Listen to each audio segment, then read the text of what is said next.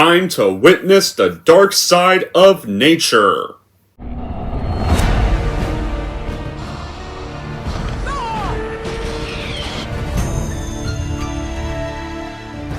Those were up, and they did. We're smart, and my...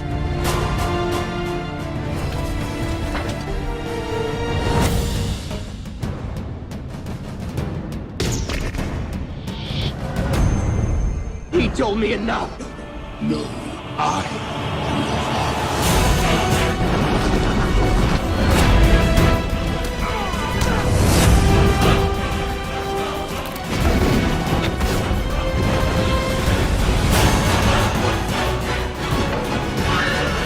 Here's Chuck.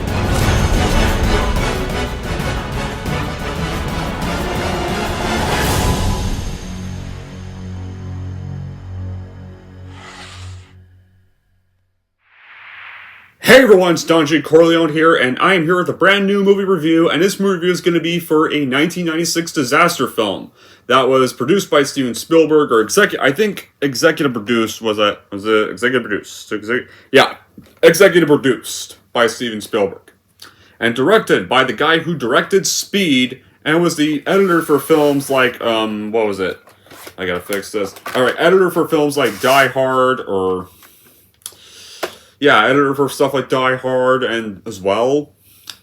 And that's going to be for the 1996 film he did. I'll give this little Austin Powers reference.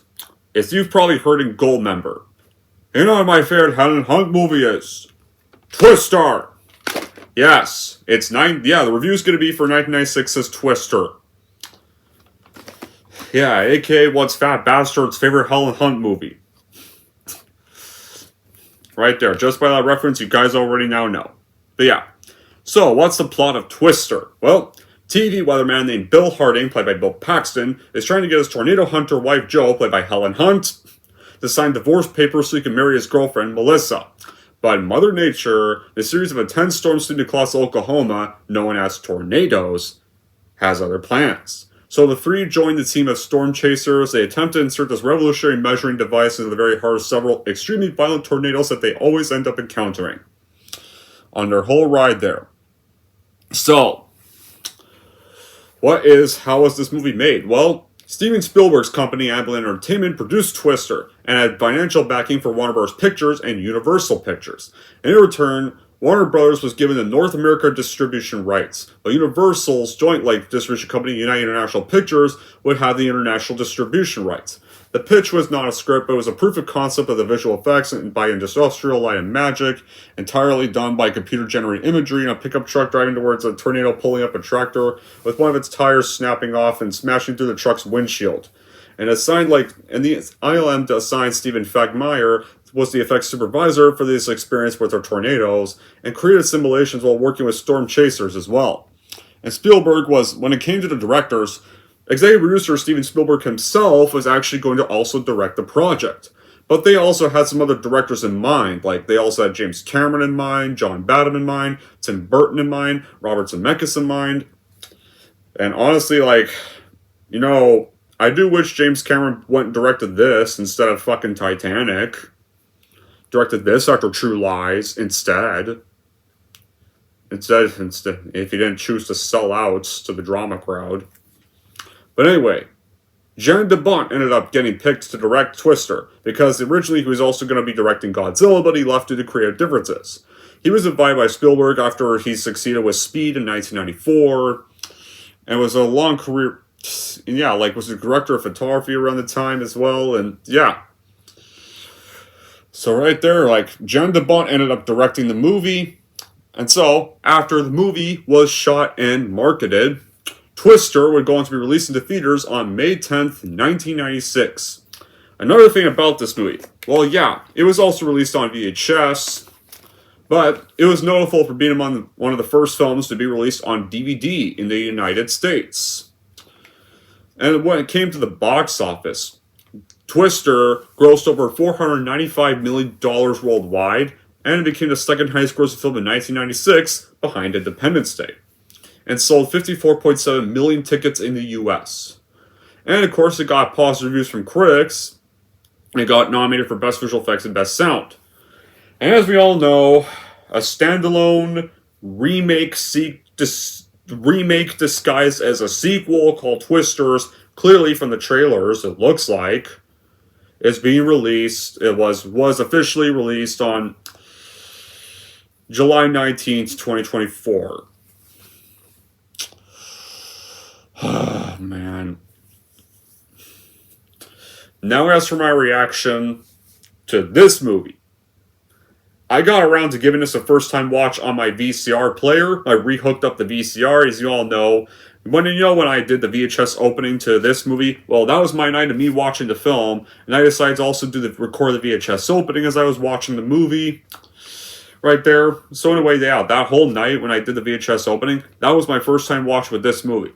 Now, when it comes to this whole movie, I have to say, this might easily be my favorite disaster movie and my favorite little historical storm movie.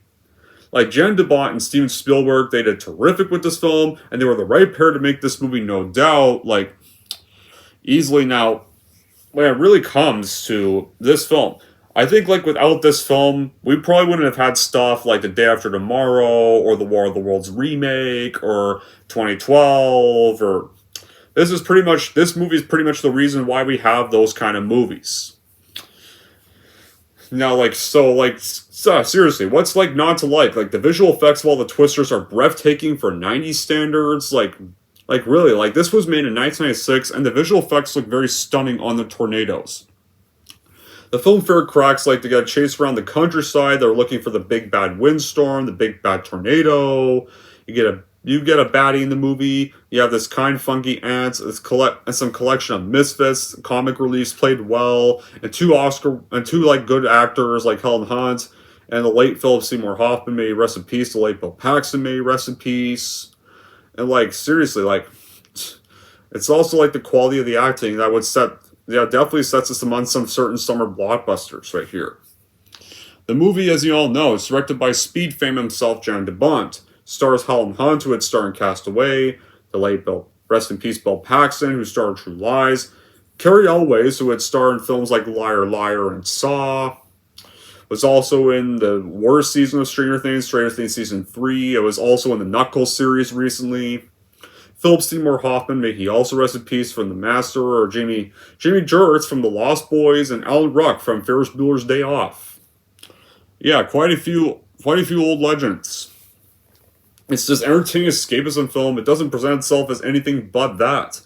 And Michael Crenn and Anne-Marie Martin, they do a great job with the fact and fiction in a script that flows very nicely. I think this film still stands up very well in today's world. There's cliches, but they don't just try to hide them. They just allow the cliches to happen, and the cliches add to the fun feel of the film. And Jen DeBont does great with translating what's pretty much is a two-dimensional script in a wonderful film that will take the audience on this wild ride. So how do we start off Twister? Well, we start off Twister on an Oklahoma farm in 1969, where we see young Joe Hardley at the time and her parents and her dog. They're taking shelter from a tornado. It destroys their farm and it kills Joe's father. He's trying to secure their cellar door to protect the family. Then we go back to 27 years later, where Joe is now a tornado-obsessed meteorologist who's leading this ragtag team of tornado or storm chasers. And Joe's estranged husband, who's Bill Harding, this ex-storm chaser that's turned TV weatherman, goes to Oklahoma with his fiancée, Melissa Reeves, who's a therapist, and wants to sew Joe's signature on the divorce papers. And then Joe shows Bill the realized Dorothy. That's his capsule-like device that has hundreds of small weather sensors that can become conceptualized, and Dorothy revolutionizes the tornado research, provides this early storm warning system. The device has to be deployed dangerously close to a tornado to work, though, so Joe's team rushes off to go to chase this developing tornado storm, with they're failing to sign the divorce papers, and now Bill and Melissa have to pretty much follow, though, so they can get that signature. Since they didn't get it the first time, they go with them, reluctantly. So yeah, when it comes to Bill Paxton and Helen Hunt in this movie, I really like them as the main stars of this movie. I think they have good chemistry with one another. It shows they still did somewhat love each other, but they don't overly hate each other. They don't overly get mad at seeing one another again. They're still willing to work together throughout the film, and they slowly start to reconcile as the film progresses. And Progress is, yeah. So yeah, they have like good I don't trust you right now chemistry with one another. It's not like over cringy. It's not all angsty and mad all the time. Right there, they do seem a little mad at each other at first, but like as they're chasing these tornadoes, they do kind of start to warm up to each other again. Right there. So I did love their chemistry scenes together in this film. And most of the tornadoes in the film, like they may be CGI, but like they're well done CGI designed, and honestly, like, it'd be impossible as hell to get a real tornado in a film.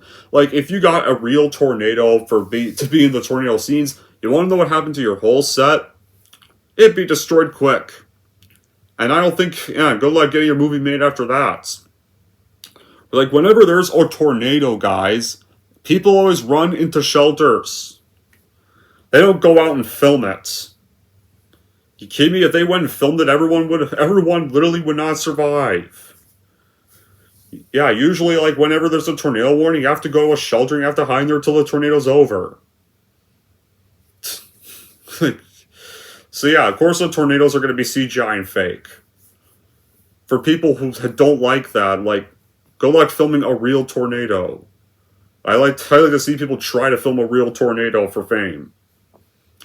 The plot's also great too, like the effects are beautiful, like the dialogue is natural and easy flow, the performances are really awesome, like right here, this was definitely one of Bill Paxton's performance, and this is definitely Helen Hunt's best film.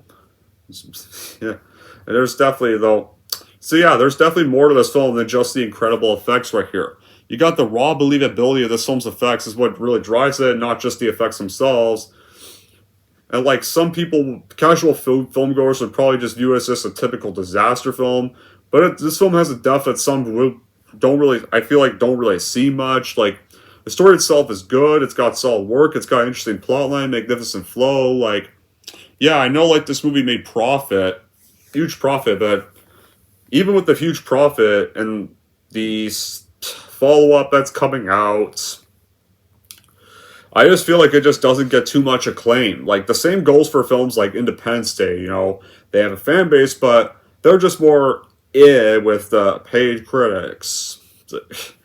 Yeah, when it like comes to Michael Crichton, who is involved in stuff like Jurassic Park, Westworld, The Avernus Shrine, he wrote this script, and his wife, Anne-Marie Martin, also helped him write it as well. Like, Twister has a lot to recommend, all the same, like, the credit goes to the director Jan de Bont, and this was the second film he did as a director right after he did Speed. Before Fox made him go do a Speed sequel for more money, and that failed big time. He also did cinematography on stuff like The Hunt for Red October or Die Hard. And he was before that, then this and Speed was one of the first times he was in a director's chair. Right there, like Twister gets into really high gear as soon as the Twisters get like increasingly violent, destructive. Like, I'm not kidding. When the film progresses, the Twisters get really violent. They get really destructive. And suspense and intensity, they ratchet up even more. The more Twisters they encounter. And so now, after we've just met Helen Hunt and Bill Paxton's characters, we meet Carrie Elwes' character, Jonas Miller, who is a rival storm chaser and a former colleague of the corporate funding. Like, Bill hates him because he stole Bill's idea for his own Dorothy-like device that's called DOT-3. And Jonas then plans to deploy DOT-3 first and wants credit for its design. So Bill is enraged and he's fine with the so that's what actually does make him to accompany Joe and his team for one day so they can launch their Dorothy and he can get back at Jonas. The team pursue the developing tornado, but though Joe's truck on the way runs into a ditch, so Joe and Bill shelter under a bridge and the tornado destroys the vehicle and one of the Dorothy prototypes, but there's more storms developing though, so Bill decides to lead the team in his own truck so they can continue their work. And they chase another intensifying F2 tornado. And they counter Jonas' team, and as Bill accurately predicts the sun changing a tornado's path and diverts their course, and they drive through water-filled fields, and then water sprouts form, and one of them they just splits in two, and they finally thrash the vehicle before they dissipate. But Bill and Joe are unscathed though. Melissa is though traumatized from the whole ordeal. So after that little encounter, they go to Joe's Aunt Meg in Waitita to rest, recover, and eat a meal to refreshen up on their journey again. And Melissa learns more about Bill's storm chasing exploits and Joe's childhood trauma. Then, of course, Meanwhile, with Aunt Meg, like she implies to her niece that like Bill and Joe do still love each other, and the team then scrambles to go chase another developing twister, and Joe and Bill are encountering a violent F3 tornado with some unpredictable movements.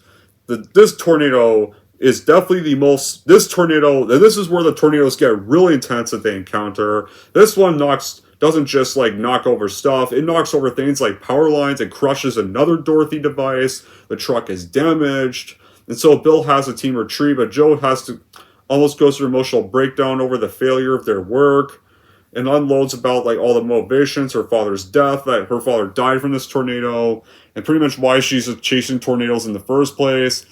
And then Bill admits he still has feelings for Joe, but Melissa's overhearing the entire conversation. He doesn't know about that. Through the radio, like their conversations being broadcasted through the CB radio.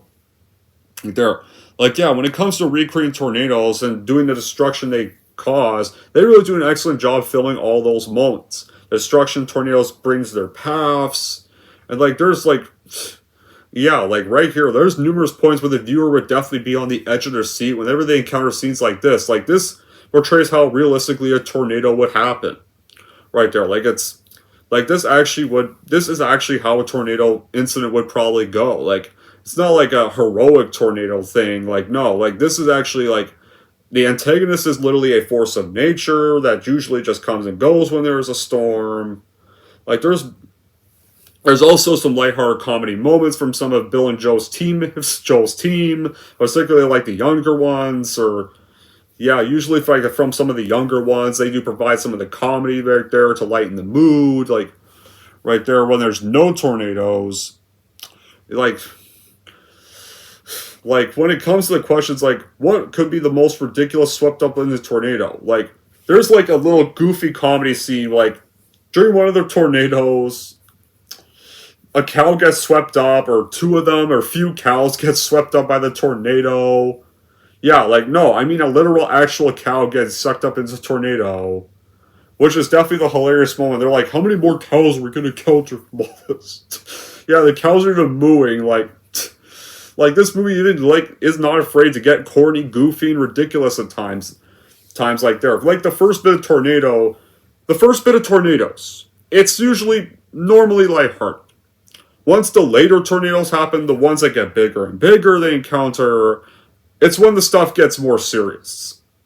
The first bit of tornadoes, they're normal. The first bit are like pretty light. Things don't get really dark or intense until they counter the next ones. The next ones after after the cow one are the ones that get the more intense. But that tornado with the cows, that's definitely the most hilarious part of the film.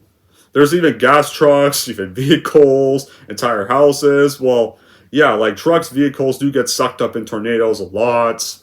Entire houses can even be sucked up, guys, or even destroyed. Like, the apex of hilariosity, though, definitely occurs when a tornado cuts straight through a shack, and the shack's lace gets swept up in the vortex. There's a clear image of the eye of the tornado, and especially, these characters, don't die or even get injured. When it comes to comedy, you got the cow bits.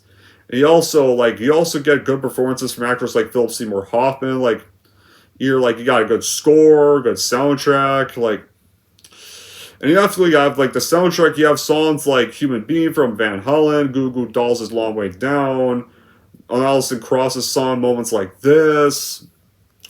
Bill Paxton, though, I think easily gives the best performance of this film. He was definitely very enjoyable to watch here. Helen Hunt's also very great as Joe Hardling. Carrie Elway's actually does pretty good as a smug and slimy Dr. Jonas Miller. So, after after Joe and Bill had their conversation, the team decides to stop at Fairview. They have to repair their vehicles before continuing their journey again. And then Joe signs the divorce papers to assuage Bill. And then another F4 wedge tornado forces the team and others in a garage pit near a drive-in theater for protection. And then the tornado destroys 2 team vehicles and injures several people, and then proceeds directly towards Waktiti and Aunt Meg. Then the team rushes to Waktita, and Melissa, though, decides to end her and Bill's relationship, and decides that Joe is the one for him. Decides that he's better off with Joe than with her. So she may seem a little she may seem like upset about ending her relationship with Bill, but she clearly recognizes that he'd be much happier with Joe. And it pretty much tells him that he should go and reconcile with Joe and be with her instead. So I like how she's not a jealous ex. I like how she's not all mad at him for his decision. I like how she pretty much decides that convinces her to go him to go reconcile with Joe, and that Joe's the one he deserves. No, that Joe's the one Bill deserves to be with more than her. So she's not entirely selfish right here. She's actually pretty chill about his decision and clearly sees that Bill loves Joe a little more. So I like that.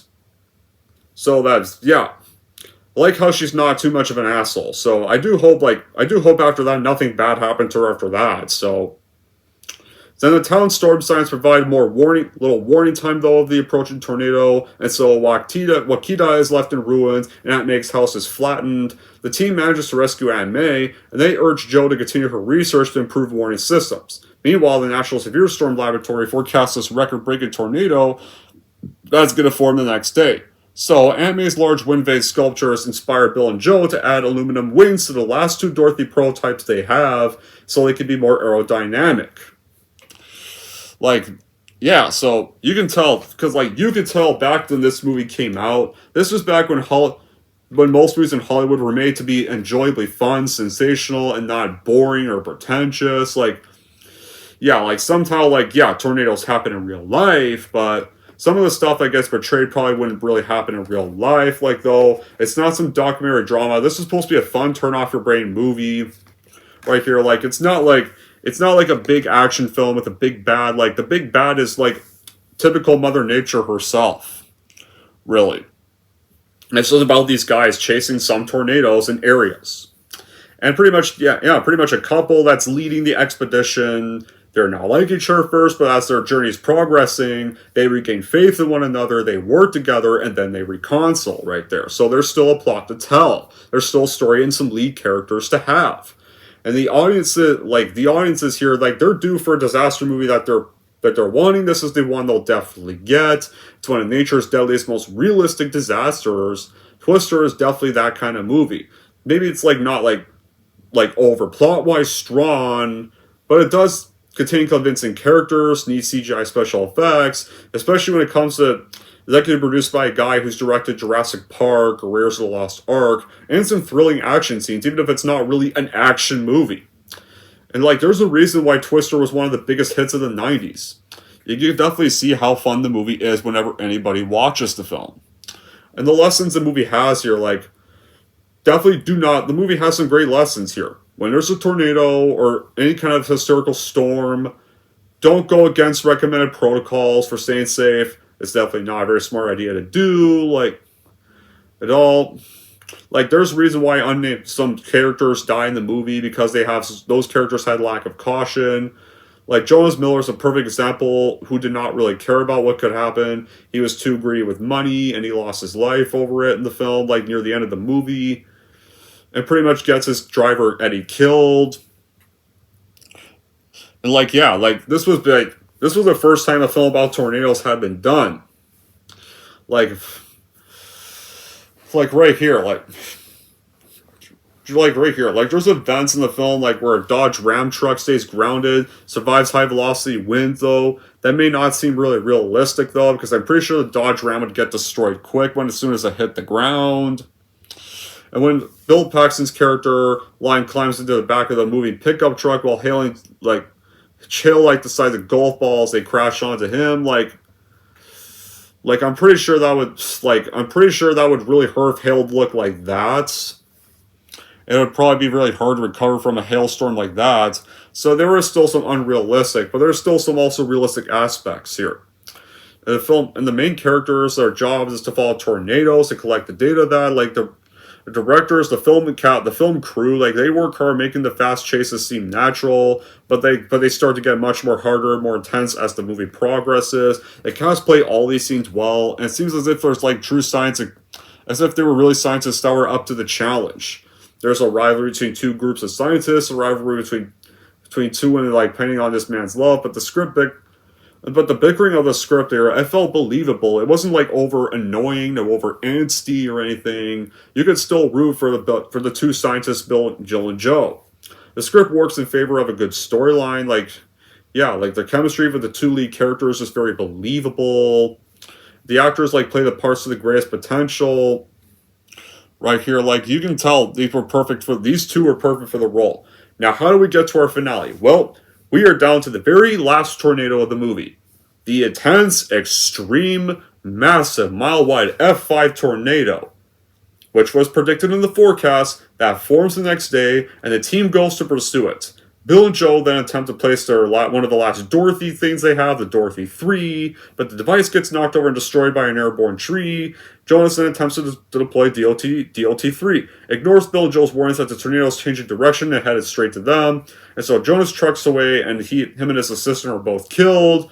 And so, the last remaining Dorothy that's on the truck bed, Bill and Joe decide to drive directly at the tornado, and they jump out, and Bill's truck is sacrificed to ensure Dorothy 4 can properly release its probes into the wedge. The gamble is so successful, and Dorothy 4's probes provide immediate scientific data, but even though they don't have a truck, so Joe and Bill have to run on foot. The tornado shifts towards them. They go to a pump house, they strap themselves to deep pipes, and they get a close view of the core of the tornado as the building rips away and the F5's core passes over them.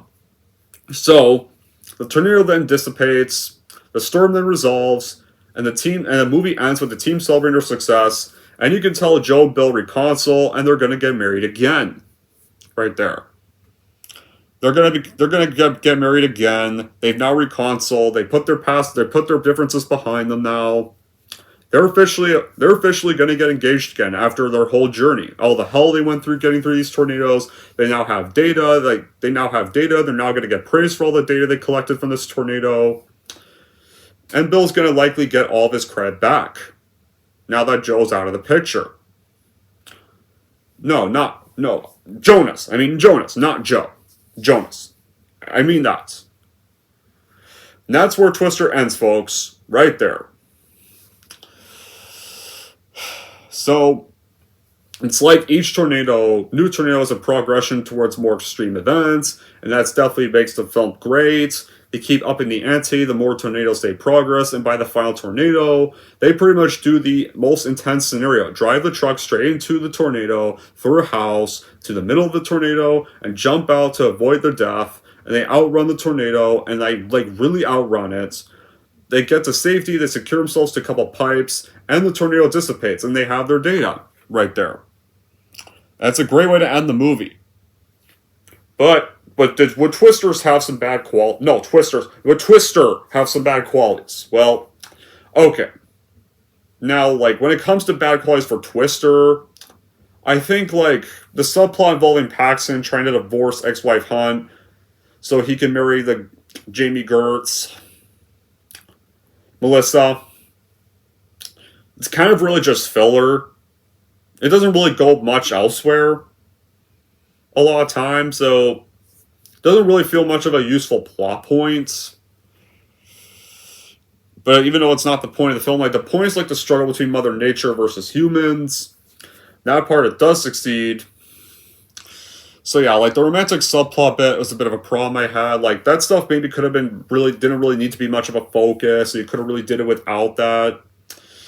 And when it comes to the character Dr. Jonas, the movie kind of wanted to view him as a bit of a scumbag, but I don't feel like he really acts like one, to be honest.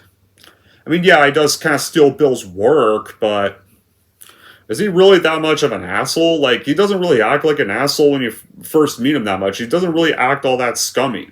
Yeah, he's greedy, and he's really kind of really foolish at times, but I wouldn't really think he's that bad of a guy. I think the movie just kind of forces you to view him as one, which I don't think that really worked. Actually make him a bit more scummy, really. If you're going to make this guy a bad guy... So yeah, I don't think you really needed to make this guy a bad guy, really, if you already have the Twisters as your antagonists. Right there, maybe you didn't really need to have a rival. Right there. You didn't really need to have some greedy rival of Bill Paxton. You could have did without that too. But other than those though, I still love Twister, and those things don't ruin the movie for me. Like, and yeah, I'll never understand why. Apparently, they thought this needed a standalone reboot follow-up. And like, apparently, like, Helen Hunt had an idea for a Twister sequel, though Twister didn't need a sequel either, though. Like, regardless, Twister is a movie that has a beginning, a middle, and an end. There was, like, no reason to do another one. That's the same issue as Speed. Like, their Twister just works as a one-and-done concept. Like, Helen Hunt wanted to do a sequel. Warner Bros. Said no! And they rejected her idea. But they're okay with this whole but they're perfectly fine with a standalone requel getting made. I don't get it. I saw the trailers for Twisters. I'm not excited for it, guys. I was never excited for it. It looked lazy. The trailers were not good at all. When I saw the trailers in theaters, I was like, no, nope. It just looks like they're doing another. Yeah, it just looks like they're just doing a remake. Yeah. So I could care less. In the end, Twister is totally worth buying if you would love to see a terrific disaster and force in nature film that led to movies like Day After Tomorrow in 2012 being made. Anyways, guys, that's it for my view of Twister. And for anyone who can rank Twister, here's how I'm going to rank this movie. So overall, if you are a Helen Hunt fan and a fan of force and nature disaster movies, you will totally love Twister, so I would totally watch and buy this movie for your collection, no doubt. And if you're wondering how I'm going to rank Twister, I'm going to give Twister an 8.5 out of 10. And there you go, guys. That wraps up my review for Twister. Now, you're probably all Now, I want to know in the comments down below what you guys think of Twister, whether you love this movie, whether you hate this movie. And I also do want to know whether you are excited for Twisters, or whether you're also not excited for Twisters in the comments down below as well. Or what you all thought of Twisters if you saw it, which I will be reviewing. Until then, guys, that'll be it for this review. Thank y'all for watching, and if you like this and want to see more, then don't forget to like, subscribe to Don G. Corleone.